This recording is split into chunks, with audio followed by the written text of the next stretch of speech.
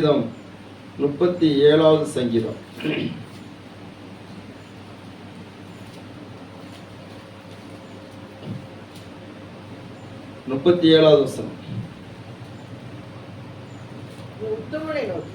உத்தமனை நோக்கி செம்மையானவனை பார்த்திரு,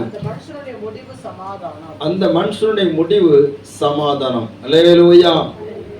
இந்த இடத்துல நான் பார்க்கும்போது, நீ உத்தமனை நோக்கி செம்மையானவனை பார்த்திரு, அந்த மனுஷனுடைய முடிவு சமாதானம் என்று சொல்லி நம்ம பார்க்கிறோம். அருமையானவர்களே, இந்த சங்கீதத்தை சொன்ன அல்லது பாடின இந்த சங்கீதக்காரன் அவன் தன்னுடைய வாழ்க்கையில அநேக அனுபவங்களை அவனுடைய வாழ்க்கையில கொண்டிருந்தாலும் அவன் மிக முக்கியமாக ஒரு காரியத்தை சொல்கிறான். தேவனுடைய பார்வையில யார் உத்தமர்களாக இருக்கிறார்களோ, தேவனுக்கு பயந்து யார் உத்தம மார்க்கத்தார்களாக வாழுகிறார்களோ, அவர்களுடைய முடிவு எப்படிப்பட்டதாக இருக்கிறது என்பதை குறித்து அவன் கண்டறிந்தவன் சொல்லுகிறான். அல்லேலூயா. நீ உத்தமனை நோக்கி செம்மையானவனை பார்த்திரு, அந்த மனிதனுடைய முடிவு சமாதானம். அப்போ உத்தமர்களாக வாழுகிறது, உத்தமனாக வாழ்வது அவனுடைய வாழ்க்கையில பல சமாதானத்தை கொடுக்கக்கூடியதாக இருக்கிறது. கர்த்தருடைய நாமம் மகிமைப்படட்டும். அருமையானவர்களே, இந்த உலகத்துல ஆண்டவர் எதிர்பார்க்கிற உத்தமர்களாக நம்ம விளங்கணும். வேதம் சொல்லி இருக்கிறது. சங்கீதம் 119 சங்கீதம் 1வது வசனத்தை வாசிக்கலாம்.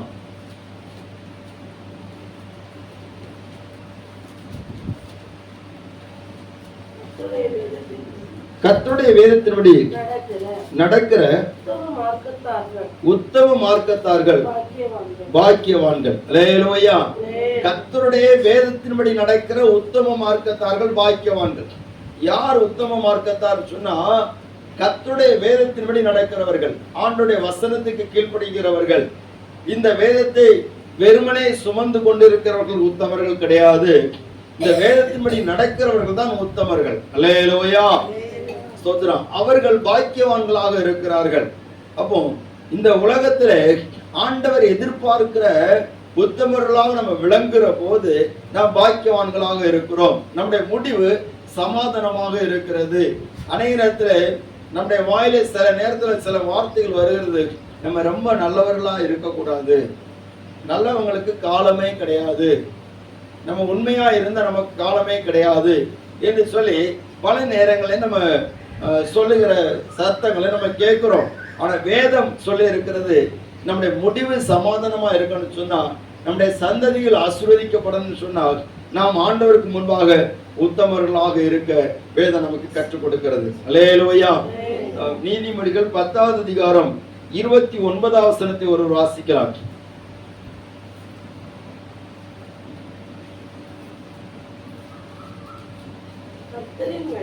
கர்த்தருடைய வழி உத்தமர்களுக்கு அரண், அக்கிரமக்காரருக்கோ கலக்கம் என்று சொல்லப்பட்டிருக்கிறது. அப்போ ஆண்டவருடைய வழி, இந்த உலகத்துல நாம் உத்தமர்களாக வாழ வேண்டுமானால் நமக்கு அது ஒரே ஒரு வழிதான் இருக்கிறது, அது கர்த்தருடைய வழிதான். அல்லேலூயா. ஆண்டவருடைய வழியில நடக்கிறவர்கள் உத்தமர்களுக்கு அது அரணாக இருக்கிறது. ஆண்டவருடைய வழியில நடக்கிறவர்கள் தான் உத்தமர்களாக இருக்கிறார்கள். அவர்களுக்கு கர்த்தருடைய வழி அரணாக இருக்கிற, அரண் சொன்னால் பாதுகாப்பாக இருக்கிறது. நல்லா கவனிங்க. ஆண்டவர் இஸ்ரவேல் ஜனங்களை எகிப்து தேசத்திலிருந்து அழைத்து கொண்டு வந்தார். அவருடைய வழிகளை பார்க்கும் போது ரொம்ப ஆச்சரியமா இருந்தது. அந்த செங்கடலுக்கு முன்னாடி வருகிற போது அந்த செங்கடலை கடந்து போவதற்கு முடியாதபடிக்கு இருந்தார்கள். மோசே கர்த்தரை நோக்கி கூப்பிடுகிறான். ஜனங்கள் மோசேயை பார்த்து முறுமுறுக்கிறார்கள். அப்பொழுது மோசேயை பார்த்து கர்த்தர் சொல்கிறார், நீ என்னிடத்தில் முறையிடுகிறது என்ன? அல்லேலூயா. நீ என்னிடத்துல முறையிடுகிறது என்ன? நீ உன் கையில் இருக்கிற கோலை நீட்டி சமுத்திரத்தை பிளந்து விடு என்று சொல்லி ஆண்டவர் சொல்லுகிறார்.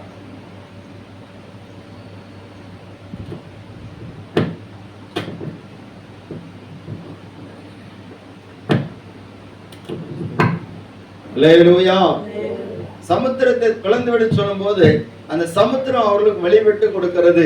வழிவிட்டு கொடுத்த போது இஸ்ரவேல் ஜனங்கள் எல்லாரும் அந்த சமுத்திரத்தை செங்கடலை கடந்து வந்தார்கள். கடந்து வருகிற போது அது அவர்களுக்கு பாதுகாப்பாக இருந்தது. ரெண்டு பக்கத்திலையும் அரணாக அந்த செங்கடல் தண்ணீர்கள் ரொம்ப பாதுகாப்பா இருந்துச்சு. அல்லேலூயா. ஆனால் அதே நேரத்துல பார்வோனுடைய சேனைகளும் இந்த இஸ்ரவேல் ஜனங்களை தொடர்ந்து அந்த செங்கடலுக்குள்ளே வருவதற்கு துணிந்தார்கள். தங்களுடைய இருதயத்தை கடினப்படுத்தி துணிந்தார்கள். அதே செங்கடல் அவர்களுக்கு கலக்கமாக மாறினது. அவர்கள் வேதனைப்படுகிறதாக மாறிவிட்டது. ஒரு மனிதன் இப்படியாக சொன்னாராம், ஆண்டவர் செங்கடல்லாம் பழக்கல, அந்த செங்கடல் ரொம்ப ஆழம் குறைவான தண்ணீர், அது கணுக்கால் அளவுக்கு தான் தண்ணி இருக்கும், இதெல்லாம் கடந்து போறது பெரிய விஷயமா அப்படின்னு சொல்லிட்டு ரொம்ப எதிர்மறையா பேசினாராம். இன்னொரு மனிதன் சொன்னாரு, அவர்கள் கடந்து போவதற்கு கணுக்கால் அளவு தண்ணி இருந்தாலும் அந்த கணுக்கால் அளவு தண்ணீர்ல பார்வோனுடைய சேனைகள் எல்லாரும் மூழ்கடிக்கப்பட்டார்களே. அல்லேலூயா. அவங்க எதிராளியை மூழ்கடிக்கக்கூடிய அளவுக்கு அங்க தண்ணீர் இருந்தது. நூற்றுக்கணக்கான மைல்கள் அவர்கள் நடந்திருக்கிறார்கள். அதற்குள்ளால அந்த தண்ணீர அவங்களுக்கு கலக்கமா இருந்துச்சு, தேவ பிள்ளைகளுக்கு பாதுகாப்பா இருந்துச்சு. அப்போ உத்தமர்களுக்கு கர்த்தருடைய வழி அரணாக இருக்கிறது. அருமையானவர்களே, நாம் வாழுகிற கிறிஸ்தவ வாழ்க்கை அல்லது கர்த்தருடைய வழி அல்லது கிறிஸ்துவின் வழி, அதுதான் நமக்கு ஒரு பெரிய ஒரு அரண், பாதுகாப்பு. அல்லேலூயா. எதுல இருந்தெல்லாம் பாதுகாப்பு சொன்னா, அந்தகார லோகாதிபதியினுடைய தாக்குதல் இருந்து நமக்கு ஒரு பாதுகாப்பு கிடைக்கிறது. உலகத்தின் தாக்குதல் இருந்து ஒரு பாதுகாப்பு கிடைக்கிறது. அல்லேலூயா. உலக நாடுகள் நிறைய பாதுகாப்பு அம்சங்களை உருவாக்குற ரேடார்களை உருவாக்கி வைத்திருக்கிறது. இந்த ரேடார்கள் எதிரி நாட்டுடையது, எந்த ஒரு ஆயுதம் வந்தாலுமே அதை பல கிலோமீட்டருக்கு அந்த பக்கத்துல இருந்து அடையாளம் கண்டு அழிக்கக்கூடிய அளவுக்கு ரேடார்களை வைத்திருக்கிறார்கள், கண்டுபிடிக்கக்கூடிய அளவுக்கு வைத்திருக்கிறார்கள். நிறைய ஸ்தோத்திரம் எதிர்த்தாக்குதல் நடத்தக்கூடிய நிறைய கருவிகளை வைத்திருக்கிறாங்க. அப்படித்தான் இஸ்ரேல் தேசத்துல வச்சிருந்தாங்க. அல்லேலூயா. அயன் டோம், அது 70 கிலோமீட்டருக்கு அந்த பக்கத்துல வரக்கூடிய அந்த ஏவுகணையை கூட அது அடையாளம் கண்டு அங்கே அழிச்சிருமா.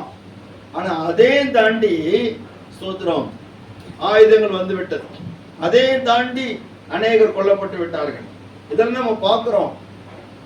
அப்போ பாருங்க, இதை விட அதிகமான பாதுகாப்பு நமக்கு கிடைக்கிறது. ஆமென். அல்லேலூயா. ஸ்தோத்திரம். கர்த்தருடைய நாமம் எப்படிதாக. கர்த்தருடைய வழி உத்தமர்களுக்கு அரணாக இருக்கிறது, அக்கிரமக்காரருக்கு அது கலக்கம். அக்கிரமக்காரன் சொன்னா பாவத்தில் இருக்கிறவனுக்கு ஸ்தோத்திரம், நல்ல வழியில வர மனதில்லாதவனுக்கு இந்த பாதை கலக்கமா இருக்கும். குறிப்பா பார்த்தீங்கன்னா அந்த குடிகாரங்களை பாருங்க, ஸ்தோத்திரம், அவங்கள சர்ச்சையை கூப்பிட்டாங்கன்னா வர கஷ்டமா இருக்கு. ஏன்னா உங்க ஆண்டவர்கிட்ட வந்தாச்சுன்னா நீங்க குடிக்க கூடாதுன்னு சொல்லுவீங்க. அல்லேலூயா. அல்லேலூயா. நாங்க எதுக்கு திரும்ப தண்ணி அடிக்கும், வேலை செய்து வரும்போது உடம்பு களைப்பா இருக்கும், அதனால இது குடிச்சாதான் கொஞ்சம் நினைச்சிருக்கோம், தெம்பு வரும், அதுக்காக தான் நம்ம குடிக்கிறோம் அப்படிம்பாங்க. ஆனா வேதத்துல அப்படி இல்லை. ஸ்தோத்திரம். ஆண்டவருடைய பிள்ளைகளுக்கு வழி அரணாக இருக்கிற எல்லாவற்றிலும் பலன் கொடுத்து தாங்குவதற்கு கர்த்தருடைய காரியம் போதுமானதாக இருக்கிறது. ஆமென். அல்லேலூயா. ஸ்தோத்திரம். நம்ம ஆண்டவருடைய வழியில் நடக்கும் போது, ஆண்டவருக்கு பிரியமா வாழுகிற போது, வேதத்தின்படி நடக்கிற போது கர்த்தர் நமக்கு அரணாக இருந்து நம்மை பாதுகாக்கிறார். நம்ம ஆண்டவரை மாதிரி பாதுகாப்பு யாருமே கொடுக்க முடியாது. ஸ்தோத்திரம். அது மட்டுமல்லாது நீதிமொழிகள் 28வது அதிகாரம் 18வது வசனத்தை வாசிங்க பார்ப்போம்.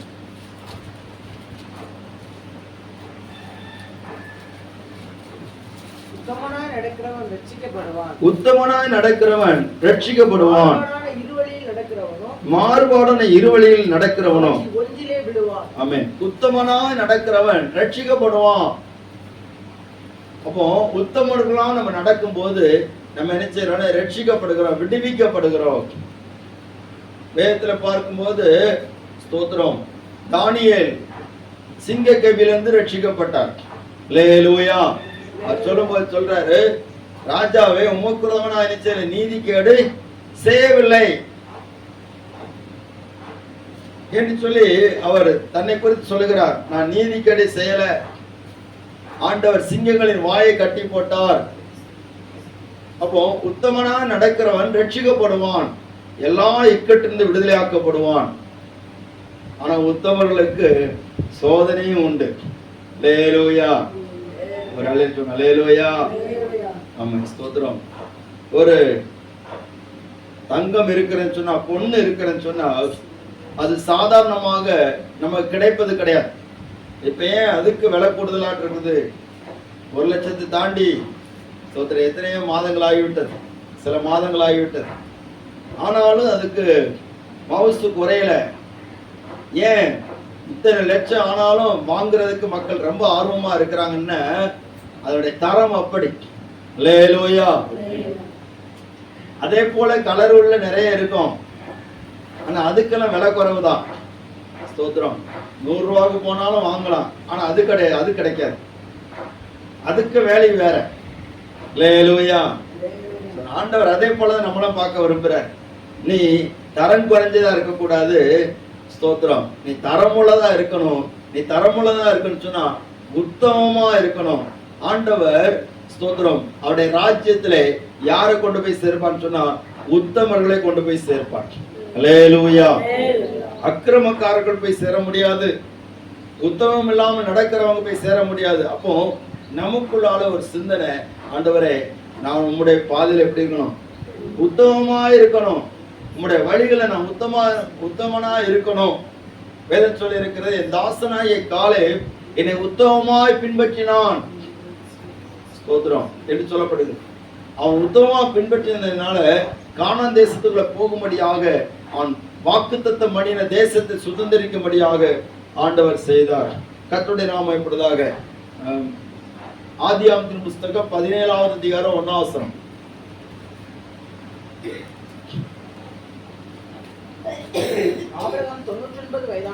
ஆபிரகாம் 99 வயதான போது கர்த்தர் ஆபிரகாமுக்கு தரிசனமாகி, நான் சர்வ வல்லமுள்ள தேவன், நீ எனக்கு முன்பாக நடந்து கொண்டு உத்தமனாயிரு என்று சொல்லி ஆண்டவர் சொல்லுகிறார்.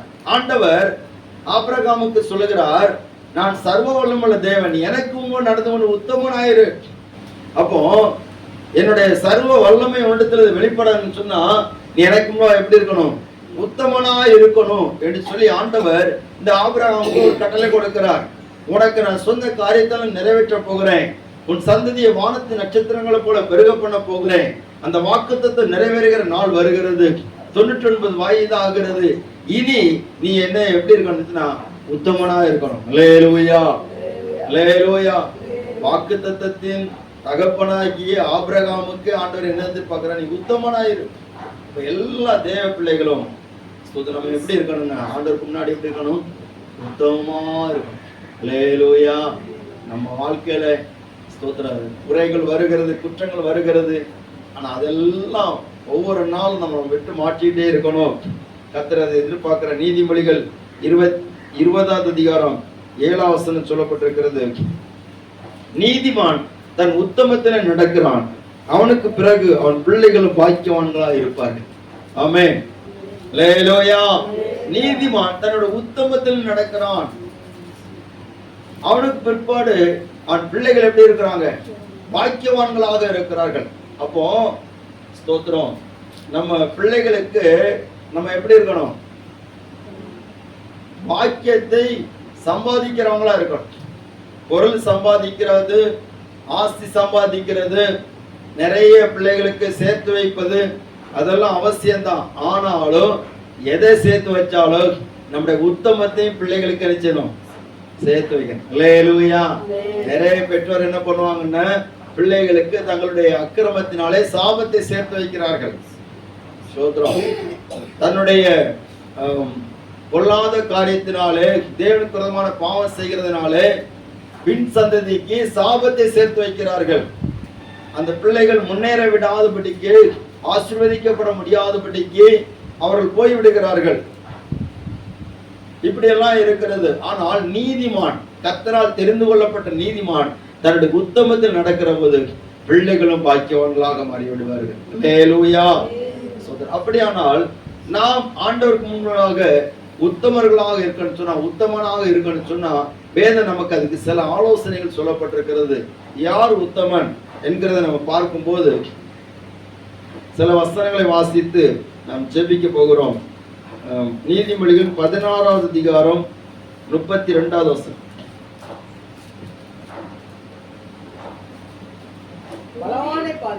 பலவானை பார்க்கலாம் நீடிய சாந்தமுள்ளவன் உத்தமன். போதும். அல்லேலூயா. பலவானை பார்க்கலாம் நீடிய சாந்தமுள்ளவன் உத்தமன். பலவான் தன்னுடைய சரீர பலத்தை குறித்து ரொம்ப பெருமை பாராட்டுகிறான். பலவான் அப்படிப்பட்டவனா இராதபடிக்கு எப்படி இருக்கணுமா? நீடிய சாந்தமுள்ளவனா இருக்கணும். அல்லேலூயா. ஒரு எழுதுங்க. அல்லேலூயா. ஸ்தோத்திரம். ஆண்டவருடைய வார்த்தை எப்படிதான் சொல்லப்பட்டிருக்கிறது? சாந்த குணமுள்ளவர்கள் பாக்கியவான்கள், அவர்கள் பூமியை சுதந்திரித்துக் கொள்வார்கள். சாந்த குணத்தினால நம்ம இந்த பூமியில எதை வேணாலும் சுதந்திரிக்க முடியும். இந்த உலகத்தில் ஆண்டவர் நம்ம பாக்கியவான்களாக வைத்திருக்கிற இயேசு தம்முடைய சாந்தத்தினால் நம்மை மீட்டு கொண்டார். அவருடைய வாழ்க்கையின் ஒவ்வொரு பகுதியிலும் சாந்தத்தினால் நிறைந்திருந்தது. அவர் நீடிய சாந்தம் உள்ளவர். சில நேரத்துல வேற மட்டும்தான் அப்படி இருக்கும். ஆனால் ஸ்தோத்திரம், அதுக்கு அவங்களுக்கு சம்பந்தம் இல்லாம நினைச்சுவாங்க, வாழ்வாங்க. அல்லேலூயா. அப்படி இருக்கக்கூடாது. நீடிய சாந்தம் உள்ளவர்களா இருக்கணும். தன்னத்துல பலம் இருக்கிறன்னு சொல்லி, பலவானாக இருக்கிறான்னு சொல்லி, எல்லா வசதியும் இருக்கிறன்னு சொல்லி நீடிய சாந்தத்தை இழந்துடக்கூடாது. ஆண்டவர் சொல்லுகிறாரு, நீ நீடிய சாந்தம் உள்ளவனா இருந்துச்சுன்னா நீ உத்தமனா இருக்கிற. நீடிய சாந்தம் உள்ளவனா என்னது? எதுக்கு எடுத்தாலும் உடனே கோபப்படக்கூடாது. கோபம் கொண்டாலும் நினைச்ச கூடாது, பாவம் செய்யக்கூடாது. அல்லேலூயா. சிலவங்கிட்ட ரொம்ப சாந்தமா இருக்க வேண்டியவங்க திடீர்னு பொங்கி எழும்புவாங்க பாருங்க. அந்த சமயத்துல என்ன பேர் கொடுக்கலாம் அவங்களுக்கு? அல்லேலூயா. பாருங்க. ஸ்தோத்திரம். ஒரு மனுஷன் சொன்னா, பிசாச நீ பார்த்திருக்கியா அப்படின்னு. இல்ல நான் பார்த்துட்டு இல்ல. நீ நல்லா கோவம் வரும்ல, அப்போ உன் முகத்தை கண்ணாடியில பாரு, அப்ப பிசாசு நிஜமான் தெரியும். அல்லேலூயா. நல்ல கோவம் வரும்போது நம்முடைய கட்டுப்பாட்டை மீறி சில நேரத்துல கோவம் வரும். அந்த நேரத்தில் நம்முடைய முகத்தை கண்ணாடியில பார்த்தேன்னு தெரியும், நம்ம சாந்த குணம் தெரியும். அல்லேலூயா. ஒரு அலையில சொல்லுங்களா? சாந்தம் உள்ளவங்க ஒரு அலையில சொல்லுங்க வைப்போம். அல்லேலூயா. சோத்திரம். சாந்த குணம் உள்ளவங்கன்னா பாக்கியவான்கள். சாந்த குணம் உள்ளவங்களா இருந்தீங்கன்னா ஆண்டவருக்கு முன்னாடி உத்தமர்களா இருப்பீங்க. சில நேரத்தில் அதை மாறிடும். சோதனை ஏதாவது ஒரு சண்டை வந்துட்டு, ஒரு பிரச்சனை வந்துட்டுனா தெரியும். சோதனை சாந்த குணம்லாம் எப்படி சராமரியா வருதுன்னு. அல்லேலூயா. தேவ பிள்ளைகளே, ஆண்டவர் எதிர்பார்க்கிறாரு, நீங்க உத்தமர்களா இருக்கணும்னு சொன்னா சாந்த குணம் உள்ளவங்களா இருக்கணும். அப்பந்தான் ஆண்டவர் உங்களுடைய முடிவை சமாதானமாக்கி தருவார். அப்பந்தான் உங்க பிள்ளைகளுக்கும் பாக்கியவான்களாக நீங்க இருப்பீங்க. கர்த்தருடைய நாமம் மகிமைப்படட்டும். பாருங்க, நீதிமொழிகள் 14வது அதிகாரம் 29வது வசனத்தை நம்ம பார்க்கும்போது, நீடிய சாந்தம் உள்ளவன் மகா புத்திமான். அல்லேலூயா. நீடிய சாந்தம் உள்ளவன் எப்படிப்பட்டவன்? மகா புத்திமான். இவரு சாலமோன் ரொம்ப அழகா சொல்றார், நீடிய சாந்தம் மகா புத்திமான். அப்போ நீடிய சாந்தம் இல்லாதவன் மதிக்கட்டவன். அல்லேலூயா. தேவ பிள்ளைகளே கவனிங்க. ஸ்தோத்திரம். முற்கோபியோ மதி இனத்தை விளங்க பண்ணுகிறான். அப்ப நீடிய சாந்தம் உள்ளவனுக்கு எதிர்பார்த்தவன் என்னது? முற்கோபி. சிலவங்களுக்கு முகத்துல அப்படி மூக்கில தான் இருக்கும் கோபம், எப்போ வருதுன்னு தெரியாது. ஸ்தோத்திரம். அப்படிப்பட்டவர்களை பார்த்து யாருமே பேச மாட்டாங்க. எது கேட்டாலும் மூஞ்சியை தூக்கி வச்சுட்டு, எது கேட்டாலும் முகத்தை தூக்கிக்கிட்டு இருப்பாங்க. இவங்க முகத்தை பார்த்ததுன்னா 10 பக்கம் அரிசி போட்டு நினைச்சலாம், வேக வைக்கலாம். அது பழமொழி சொல்லுவாங்க. முகத்தை பார்க்கறது இல்லையா? ஒரு கிலோ அரிசி போட்டு நினைச்சலாம், வேக வச்சிடலாம், அப்படி சொல்லுவாங்க. ஸ்தோத்திரம். தேவ பிள்ளைகளே, தேவ பிள்ளை என்பதற்கு அடையாளம் என்னதான்? சாந்தம் தான். இவங்க இயேசுடைய பிள்ளைகள் என்று சொல்றதுக்கு முக்கிய அடையாளம் என்னது? சாந்தம். ஸ்தோத்திரம். இன்னைக்கு சாந்தத்தை பத்தி பேசிருக்கிறேன். ஸ்தோத்திரம். அல்லேலூயா. நீங்க சாடிடக்கூடாது, முற்கோபப்பற்றக்கூடாது. சில ஆளுங்க எப்படி பொங்கி எழும்புவாங்கன்னு தெரியாது. நமக்கு ஒரு சகோதரன் உண்டு, நல்லா பேசிட்டு இருப்பான், திடீர்னுட்டு வந்துடும். ஸ்தோத்திரம். திடீர்னு ஏதாவது சொல்லி முறிச்சு விட்டுருவான். ரொம்ப கஷ்டமா இருக்கும். அவன்கிட்ட யாருமே சேர மாட்டாங்க. அல்லேலூயா. எப்ப எப்படி பேசுறாங்க தெரியாது. சில சகோதரிமார் இருக்கிறாங்க, எப்ப எப்படி பேசுறாங்க தெரியாது. நல்லா பேசிட்டு இருப்பாங்க, திடீர்னு பொங்கி எழும்போம். ஸ்தோத்திரம். அதெல்லாம் இருக்கக்கூடாது. நம்ம உத்தமர்களா இருக்கணும்னு சொன்னா சாந்தம் உள்ளவங்களா இருக்கணும். சாந்தம் உள்ளவர்கள் மகா புத்திமான். ஸ்தோத்திரம். சிலருக்கு சில பாயிண்ட்கள் கிடைக்கும். ஏதாவது வீட்டுல சண்டை வரும்போது இந்த வசனத்தை கட்டாயம் சொல்லுவாங்க. அல்லேலூயா. ஒரு அலையில திரும்ப வைப்போம். ஆத்திரக்காரனுக்கு என்னது? புத்தி மட்டு. நீங்க ரொம்ப கோவப்பட்டு ரொம்ப கோபத்துல செயல்பட்டீங்கன்னா புத்தி எப்படி ஆயிரும்? போயிடும். என்ன பண்றேன்னு தெரியாது. சிலவங்க சொல்லணும், என்ன பண்றேன் எனக்கே தெரியாது. தெரியாதனாலதான பிரச்சனை. ஸ்தோத்திரம். ஆத்திரப்பட்டு அதை பண்ண எது பண்ணு சொல்லி செய்து ஒண்ணும் நடக்க மாட்டேங்க. நீடிய சாந்தத்தோடு பண்ணுங்க, நிதானத்தோடு பண்ணுங்க. எல்லாமே கர்த்தர் நமக்கு நேர்த்தி ஆக்கி தருவார். ஆமென். அல்லேலூயா. ஸ்தோத்திரம். கர்த்தருடைய நாமம் படுவதாக. 1 கொரிந்தியர் 13:4 சொல்லப்பட்டிருக்கு. அன்பு நீடிய சாந்தமும் தயவும் உள்ளது. அப்ப அன்புக்கு சுவாமி, அன்பினுடைய ஒரு சுவாமி என்ன? சாந்தம் உள்ளது. அடுத்தல ஏசாயா 42:19.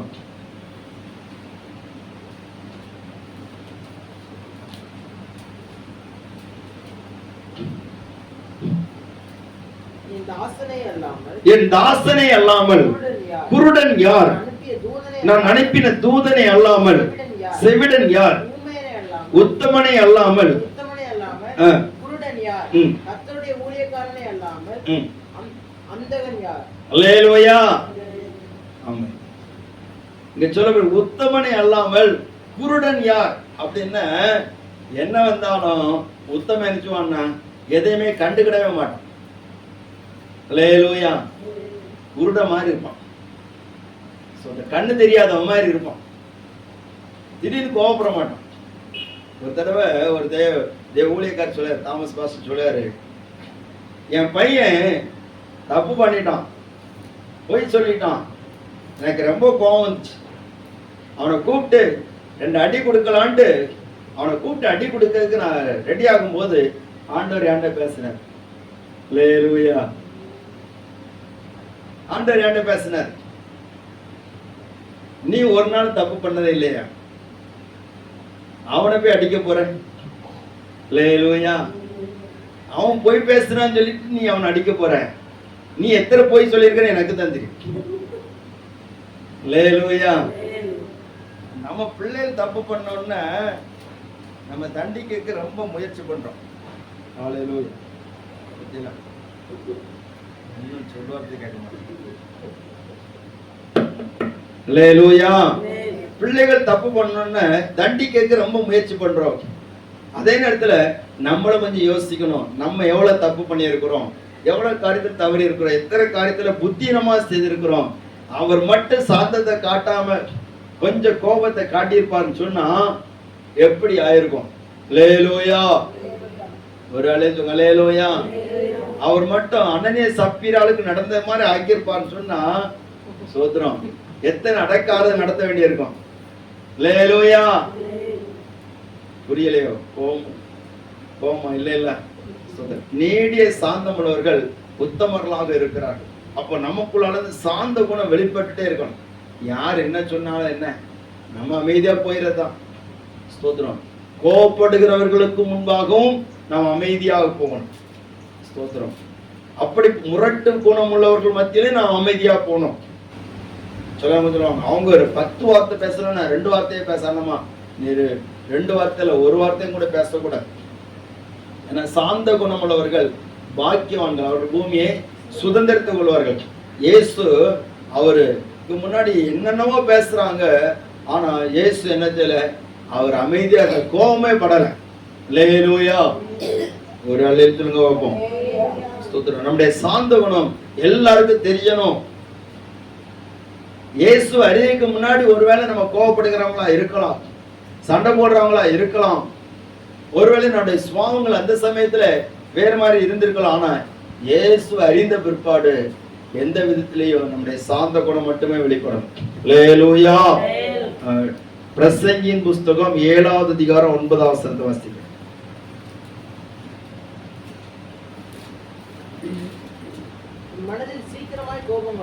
உன் மனதில் சீக்கிரமாய் கோபம் கொள்ளாதே, மூடனின் நெஞ்சிலே கோபம் குடிகொள்ளும்.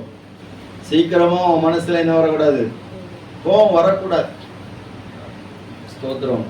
மூடரின் நெஞ்சிலே கோபம் குடிக்கொள்ளும். அப்போ சீக்கிரமா கோபம் யார்கிட்ட இருந்து வருதோ அவங்ககிட்ட அவங்களுக்கு பேர் என்ன பேர் சொல்லி இருக்குது, மூடர். அல்லேலூயா. ஒரு அழைப்பு. அல்லேலூயா. ஸ்தோத்திரம். அதனால நம்ம இன்னையில இருந்து சில நேரத்துல கோபம் வருதுன்னு சொன்னா கொஞ்சம் மாற்ற போறோம். ஸ்தோத்திரம். ஒருவேளை நீங்க காலையில வரும்போது சண்டை போட்டு வந்திருப்பீங்க, அப்படி கிடையாது சொல்றேன். ஸ்தோத்திரம். அல்லேலூயா. ஆனா முடிஞ்சு போச்சுமையும் எப்படி ஆயிரணும், சாந்தமா மாறிடணும். ஸ்தோத்திரம். சாந்தமா நம்ம மாறிட்டோம்னு சொன்னா நம்ம எதையும் சாதிச்சிடலாம். ஸ்தோத்திரம். இன்றைக்கும் நிறைய கிறிஸ்தவ குடும்பங்கள் இப்படிப்பட்ட நல்ல சுவாவங்களை இழந்திருக்கிறதுனால தேசத்துல தேவனுடைய நாமம் தூஷிக்கப்படுகிறது. ஸ்தோத்திரம்.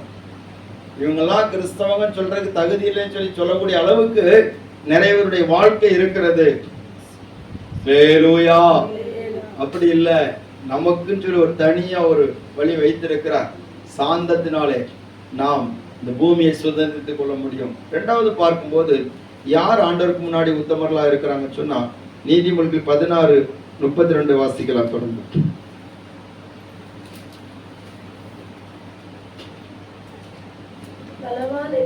பலவானை பார்க்கிறோம் நீடிய சாந்தம் உள்ளவன் உத்தமன், பட்டணத்தை பிடிக்கிறவனை பார்க்கிறோம். அல்லேலூயா. பெரிய பட்டணத்தை பிடிக்கிறவனை விட பிடிக்க வேண்டிய பட்டணம் ஒண்ணு இருக்கு. எங்க இருக்குது? மனசு. அல்லேலூயா. ஸ்தோத்திரம்.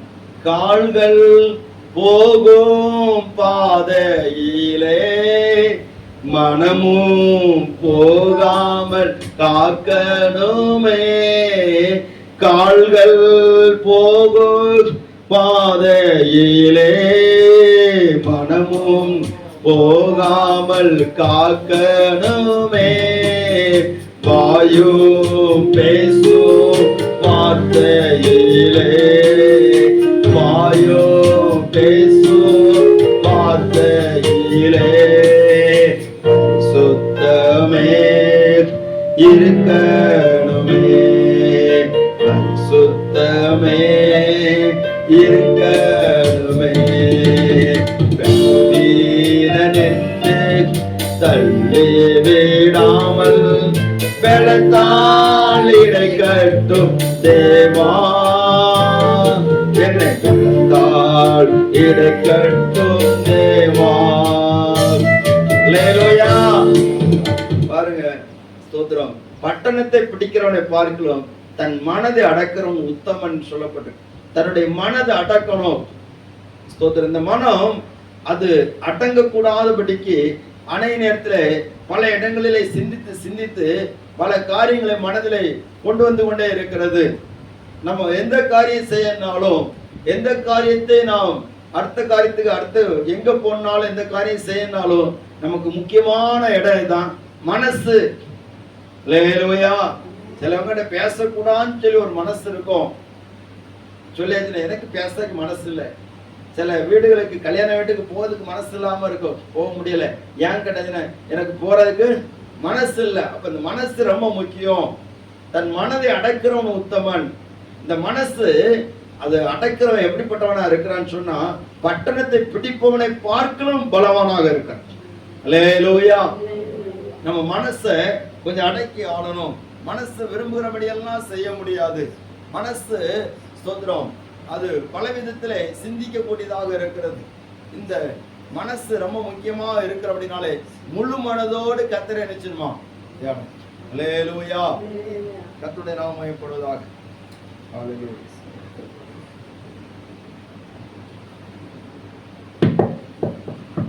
அல்லேலூயா. ஸ்தோத்திரம். அல்லேலூயா. ஆண்டவர் ஸ்தோத்திரம். ஆண்டவர் சொல்லுகிறார், மனம் திரும்புங்கள், பரலோக ராஜ்யம் சமீபமா இருக்கிறது என்று சொல்லுகிறார். காரணம் என்ன சொன்னா, நீ மனம் திரும்பணும். உன் மனசு இதுவரைக்கும் திரும்பாம இருக்கிறது. மனம் போன போக்கில் வாழ்ந்து கொண்டிருக்கிற, மனம் போன போக்குல பாவத்தையும் சாபத்தையும் நீ நோக்கி போயிட்டே இருக்கிற, மனசு விரும்புறதெல்லாம் செய்துட்டு இருக்கிற. ஆனா ஆண்டு சொல்ல, நீ அதை விட்டு மனம் திரும்பு. அறியாமல காலங்களில் தேவன் எப்படி இருந்தாராம்? காணாதவர் போல இருந்தார். இப்பொழுதோ எல்லாரும் மனம் திரும்பன்னு சொல்லி அவர் கட்டளையிடுகிறார் சொல்லப்பட்டிருக்கு. நம்முடைய மனம் திரும்ப வேண்டும், கர்த்தரிடத்துல திரும்ப வேண்டும். ஸ்தோத்திரம். நம்முடைய மனதில் ஒரு அடக்கம் வேண்டும். மனசுல அடக்கம் இல்லாட்ட நிறைய பிரச்சனை வருது. அல்லேலூயா. ஸ்தோத்திரம். கர்த்தருடைய நாமம் மகிமைப்படுவதாக. நம்முடைய மனம் நன்மையானதை சிந்திக்கணும். மனசு ஒரு கட்டுப்பாடு வேணும். மனசு கட்டுப்பாடு வேணும். மனசு கட்டுப்பாடு இல்லாத கஷ்டம். நிறைய குடும்பங்கள்ல தேவையில்லாத சுமைகள் வர்றதுக்கு காரணம் சொன்னா மனசு கட்டுப்பாடு கிடையாது. வாலிப பிள்ளைகளை எடுத்து பார்க்க முடியும். மனசு கட்டுப்பாடு கிடையாது. எனக்கு மனசுக்கு பிடிச்சிருக்கு, நான் செய்கிறேன். இல்ல, கட்டுப்பாடு வேணும். அல்லேலூயா. சுந்தரம். படிக்க போகிற பிள்ளைகள் அந்த மனசு கட்டுப்பாடு இல்லாததுனால எத்தனையோ பிரச்சனை மாட்டி தங்கள் வாழ்க்கை சீரழிகிறது. இப்போ மொபைல் இருக்கிறது, மனசு கட்டுப்பாடு இல்லாததுனால இளைய சமுதாயம் அநேக சீரழிந்து விட்டது. அதனால இப்ப அரசாங்கமே நிறைய கட்டுப்பாடு வச்சிருக்கிறாங்க. அல்லேலூயா. மனது அடக்கிறவன் உத்தமன். ஸ்தோத்திரம். மனசு சீக்கிரத்தில் அடங்காது. அது பெரிய ஒரு பட்டணத்தை விட ரொம்ப மோசமா இருக்குது. அப்ப நம்ம கண்ட்ரோல் பண்ண தெரியணும். Self control. ஆவியின் கனிகளை ஒண்ணு எடுத்துமா, இச்சை அடக்கும். அல்லேலூயா. ஒரு அழைச்சம். அல்லேலூயா. ஸ்தோத்திரம். மனதை அடக்க முடியாத ஏவாள் அந்த பழத்தை ஆண்டவர் விளக்குனதை பார்த்துக்கிட்டே இருந்தா முழு உலகத்துக்கு என்ன வந்துச்சு? பாவமும் வந்தது, சாபமும் வந்தது. மனதை அடக்க முடியாததுனால. ஸ்தோத்திரம். இன்னொரு என்ன பண்ணாங்கன்னா, மனதை அடக்க முடியல, அவ ஊர் சுத்தி பார்க்க போனார். கடைசியில உருப்படாம போயிட்டான். யாரு? தீனாள். யாக்கோபுடைய குமாரத்தி, ஒரே மகள். 12 பையமாரு, இவ ஒருத்தி தான் மகள். ஸ்தோத்திரம். அவள் தன்னுடைய மனதை அடக்காம முடியாம அவ தேசத்து ஜனங்கள் எல்லாம், தேசத்து பெண்களை பார்க்க போனாங்க. அந்த தேசத்துல பெண்கள் எப்படி இருக்கிறாங்க? நல்ல விஷயம்தான். ஆனாலும் மனது அடக்கம் இல்லாததுனால அவ வாழ்க்கையே ரொம்ப ஒரு பிரச்சனையா மாறிட்டு. அல்லேலூயா. ஒரு அழைத்து. அல்லேலூயா. ஸ்தோத்திரம். ரூத்தின் புஸ்தகம் 3வது அதிகாரம் 10வது வசனம் சொல்லப்பட்டிருக்கிறது.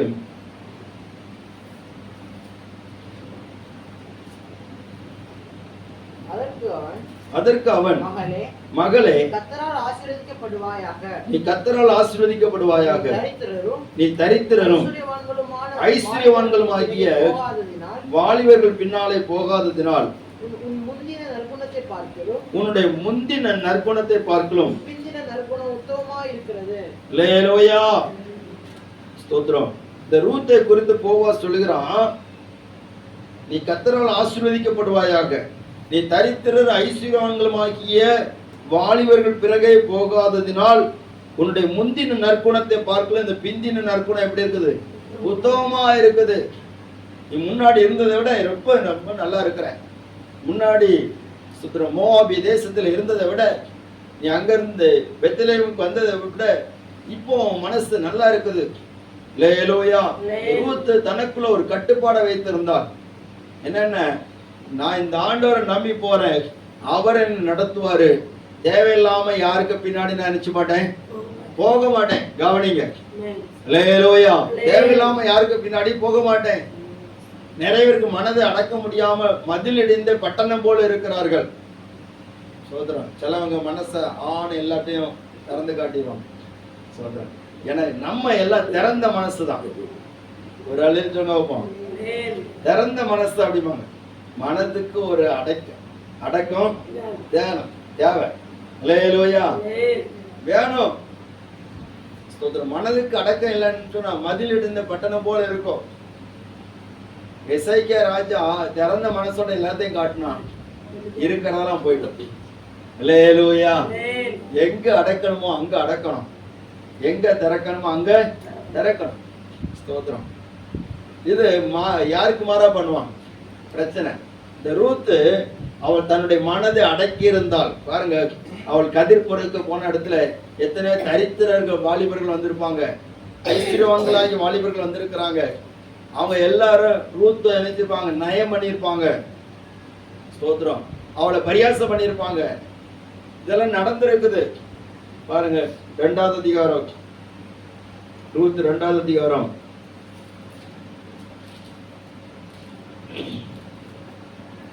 10வது வசனம்.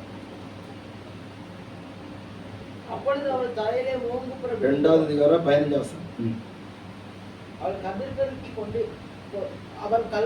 பொறுக்கிக் கொள்ள எழுந்தபோது போவாஸ் தன் வேலைக்காரரை நோக்கி அவள் அரிக்கட்டிகளின் நடுவே பொறுக்கிக் கொள்ளட்டும், அவளை ஈனம் பண்ண வேண்டாம், அவளை ஈனம் பண்ண வேண்டாம். அல்லேலூயா.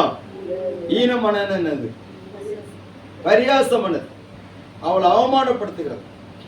அவளை நட்டி அடிச்சுட்டே வருவாங்க நம்ம பாஷையில். ஸ்தோத்திரம். பலமாறாக அவள்கிட்ட நயம் பண்ணி பேசுவாங்க. இப்படியெல்லாம் இருந்த போதும் கூட ரூத்து மனசை கட்டுப்படுத்தி வச்சிருந்தாங்க. மனசு கட்டுப்பாடு ரொம்ப தேவை. மனசு அடக்க ரொம்ப தேவை. மனதை அடக்கிறவன் தான் உத்தமன். தன்னுடைய மனதை அடக்க முடியாம இருந்த சாலமோனை போல இருக்கக்கூடாது. சாலமோன் தான் இதை சொன்னாரு. அல்லேலூயா. மனதை அடக்கிறவன் உத்தமன்ட்டு. கடைசியில இந்த மனுஷன் பண்ற வேலை பாருங்க. சோத்ரம். பிரசங்கி 2வது அதிகாரம் 23 வசனம்.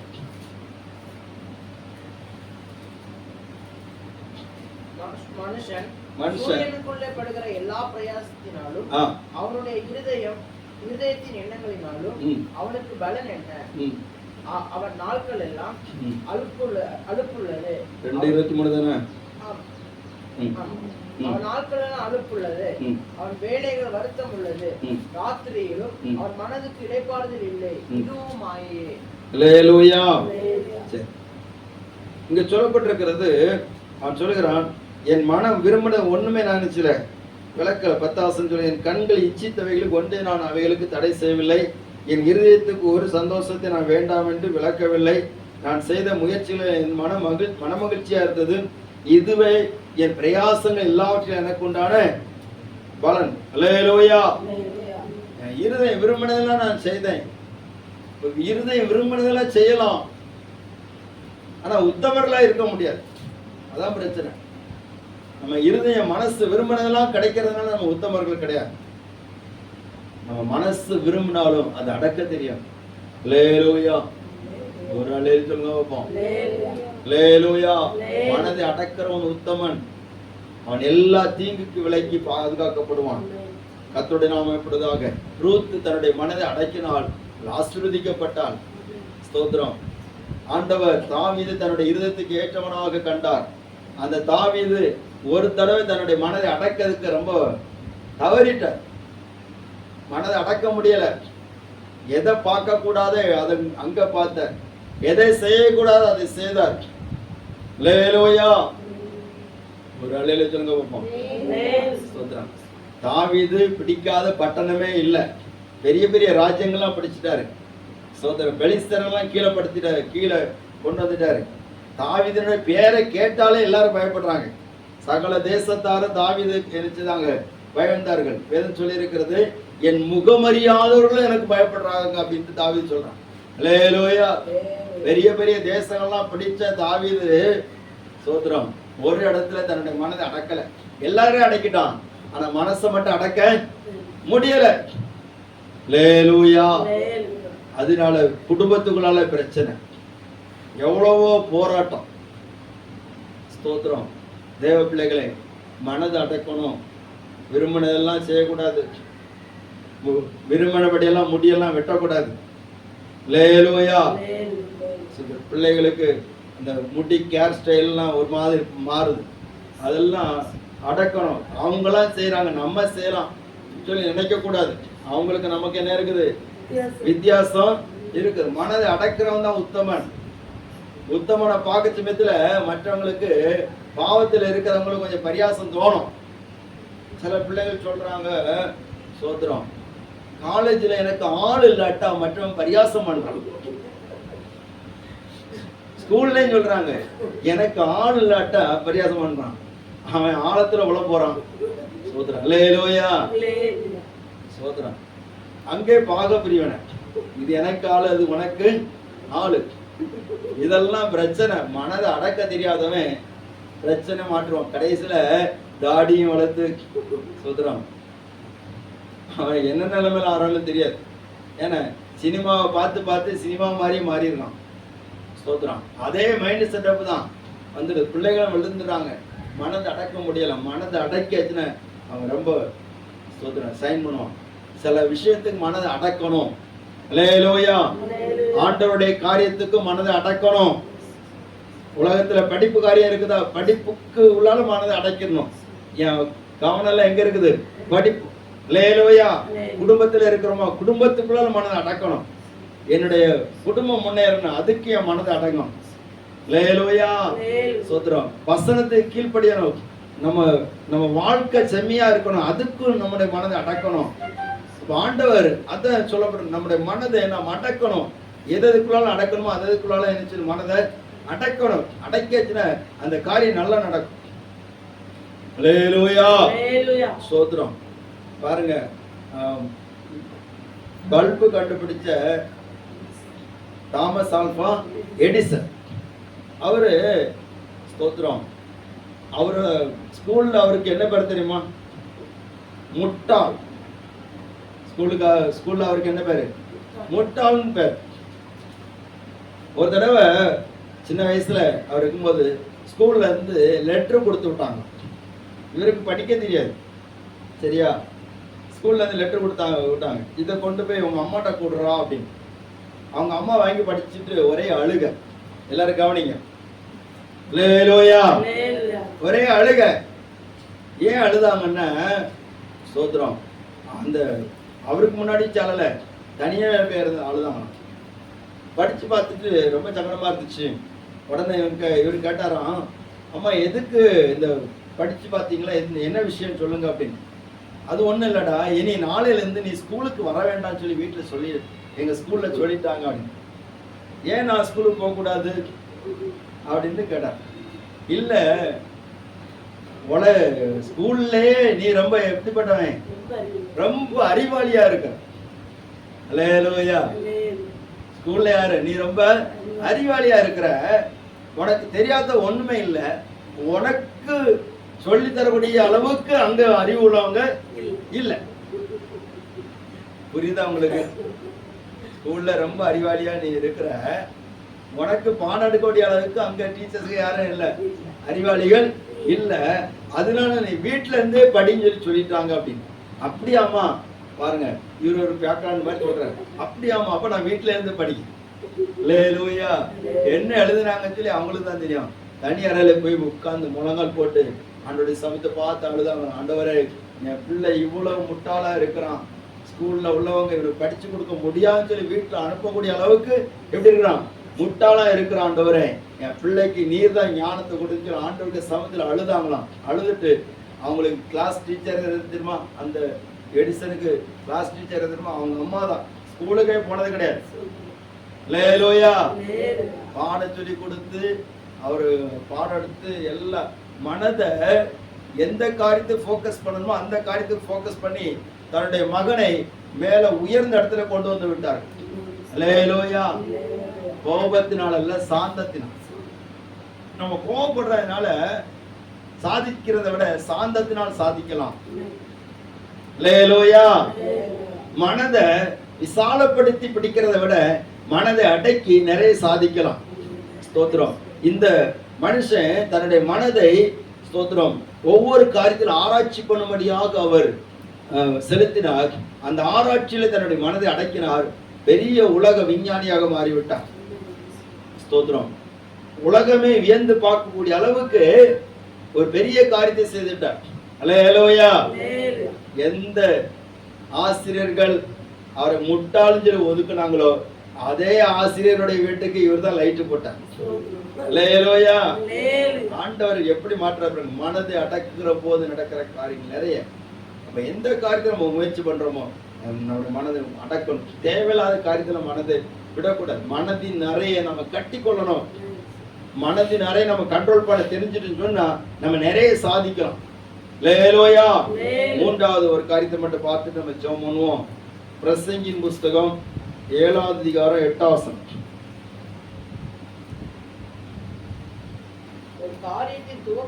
ஒரு காரியத்தின் துவக்கத்தை பார்க்கலாம், அதன் முடிவு நல்லது. பெருமை உள்ளவனை பார்க்கலாம். அல்லேலூயா. பெருமை உள்ளவனை பார்க்கலாம், பொறுமை உள்ளவன் உத்தமன். அப்போ நீடிய சாந்தம் உள்ளவன் உத்தமன், மனதை அடக்கிறவன் உத்தமன். அடுத்தல யாரு? பொறுமை உள்ளவன் உத்தமன். அல்லேலூயா. பொறுமையா இருக்கிறோமா? பொறுமை. எந்த விஷயம்னாலும் கொஞ்சம் பொறுமையா இருக்கணும். அவசரப்பட்டு இதை செய்யக்கூடாது. ஸ்தோத்திரம். அல்லேலூயா. பொறுமையா எல்லா இடத்துல பொறுமையை நம்ம காத்துக்கொள்ளணும். பொறுமையா இருந்து சொன்னா நம்ம நிறைய காரியங்களை நம்ம அடைந்து கொள்ளலாம். பொறுமை எதுல நமக்கு தேவைன்னு சொன்னா, பொறுமைன்னு சொன்னால சகிப்புத்தன்மை. கிறிஸ்தவ வாழ்க்கையில முக்கியமான ஒரு விஷயம் தெரியுமா? சகிப்புத்தன்மை. சில எல்லாரும் நமக்கு ஏற்ற மாதிரி செய்ய மாட்டாங்க. சகிப்புத்தன்மை இருக்கணும். சோதனை வரும், பொறுமையா இருக்கணும். யோபுக்கு சோதனை வந்துச்சு. அவன் உத்தமன் தான், சன்மார்க்கம் தான், ரொம்ப நல்லவன் தான். அல்லேலூயா. யோபு போல நல்லவங்க யாரா இருக்கீங்களா? இல்ல. யோபு ரொம்ப நல்லவர். ஆண்டவரே அவரை குறித்து சாட்சி கொடுக்கிறார். உத்தமன சன்மார்க்கனும் தேவனுக்கு பயந்து பொல்லாப்புக்கு விலகிறவனுமாகி இவனை மாதிரி ஒருத்தரும் கிடையாது அப்படின்ட்டார். அவ்வளவு நல்ல சாட்சி பெற்றான். அவனுக்கும் சோதனை வந்துச்சு. யோபின் புஸ்தகம் 2வது அதிகாரம் 3வது வசனம்.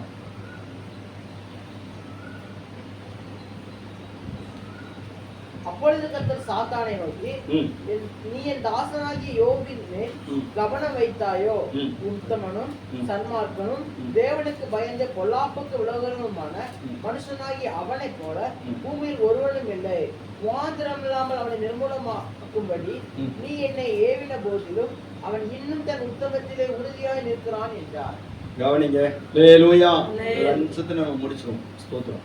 பாருங்க, ஆண்டவர் யாரிடத்துல யோபுக்கு சொல்றாரு? சாத்தான் இடத்துல சொல்கிறார். சாத்தான் சொல்ல முடியுமா? சாத்தான் சொல்ல முடியுமா இவன் உத்தமன் சொல்லி சொல்ல முடியுமா? முடியாது. அடுத்த பிசாசும் யோபு குறித்து சாட்சி கொடுக்கிறோம். 9வது வசனத்தை வாசிங்க பார்ப்போம்.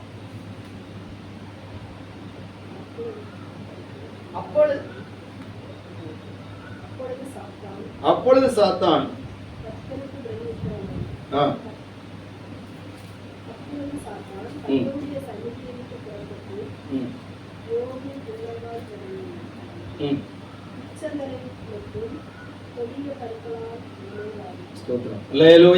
சரி, 9வது வசனத்தை வாசிங்க. அப்பொழுது அவன் மனைவி அவனை பார்த்து, நீர் இன்னும் உம்முடைய உத்தமத்தில் உறுதியா நிற்கிறீரோ? தேவனை தூஷித்து ஜீவனை விடும். மனைவி சாட்சி கொடுக்கிறார். இன்னும் உத்தமத்தில் உறுதியா இருக்கிறீரா? இவ்வளவு கஷ்டப்பட்டாச்சு, இன்னும் உறுதியா இருக்கிறீரா? சாத்தா என்ன சாட்சி கொடுக்கிறான்னா, அவன் விருதாவாக தேவனுக்கு பயந்து நடக்கிறான். அல்லேலூயா. சோத்திரம். பிசாசு கூட யோபு குற்றச்சாட்டுக்கு முடியல.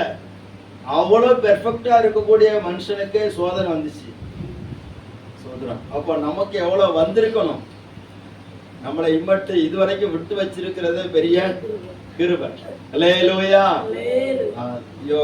யாக்கோபு நிருபம் 1வது அதிகாரம் 12வது வசனம் சொல்லப்பட்ட சோதனை சகிக்கிற மனுஷன் பாக்கியவான், அவன் உத்தமன் என்று விளங்கின பின்பு கர்த்தர் தம்மிடத்தில் அன்பு கூறுகள் வாக்குத்தத்தம் பண்ணின ஜீவ கிரீடத்தை பெறுவான். ஜீவ கிரீடம் எப்ப கிடைக்கும்? சோதனை சகிச்ச பிறகுதான் கிடைக்கும். அல்லேலூயா. அப்போ நம்ம ஆண்டோடைய சமூகத்திலே சோதனை சகிப்பதற்கு பொறுமை உள்ளவர்களா இருக்கணும். எவ்வளவு சோதனை வந்தாலும் பாடுகள் வந்தாலும் பொறுமையாக நம்ம அதை சகித்தோம் சொன்னா ஆண்டவருடைய ராஜ்யத்தில் நல்ல பங்கை பெற்றுக்கொள்ள முடியும். அல்லேலூயா. ஆண்டவர் நமக்கு பொறுமையை கற்றுக் கொடுத்திருக்கிறார். உபத்திரவத்தில் எப்படி இருக்கணுமா? பொறுமையா இருக்கணும். வாக்குத்தத்தத்தை நிறைவேற பொறுமையா காத்திருக்கணும்.